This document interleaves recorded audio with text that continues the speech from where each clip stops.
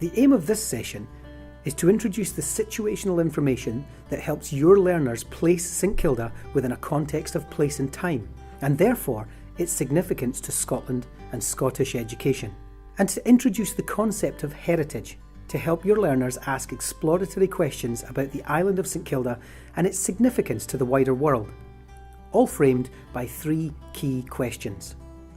Where is St Kilda in relation to the Scottish mainland? What is St Kilda?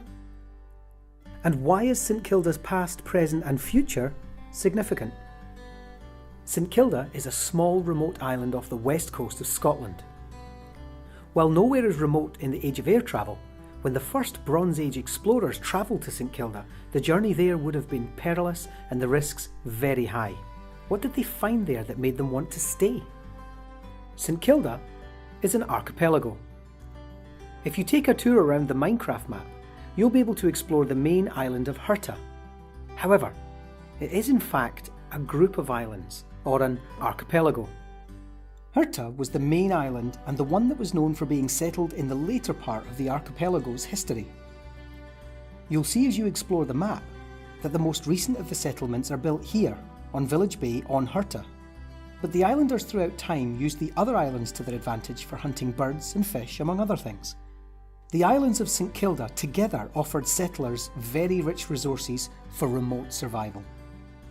Today, St Kilda is home to one of Europe's largest seabird habitats, and both the terrestrial and marine environment contribute to the island's UNESCO World Heritage status for natural heritage.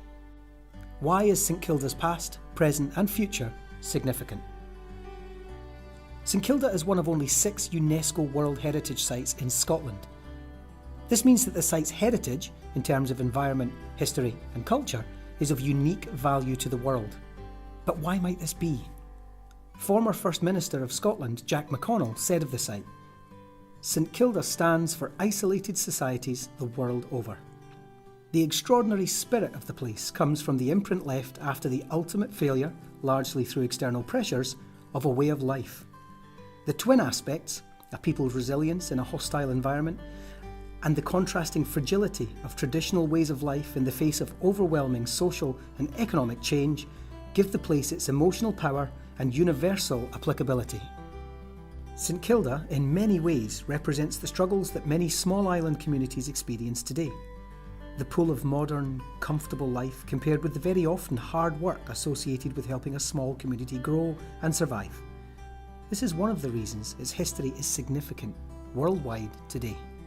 On the Scottish Western Isles, Harris and Lewis, where St Kilda can be seen in the distance on a clear day, St Kilda is colloquially known as the warning, as the looming threat of young people leaving for a more prosperous and modern way of life becomes more of a reality. Might their fate mirror that of St Kilda's? Beyond this idea of St Kilda representing the experiences of many small island communities, it is an area of outstanding natural beauty and value. Being one of the largest seabird colonies in Europe, and with its marine environment of significant environmental value.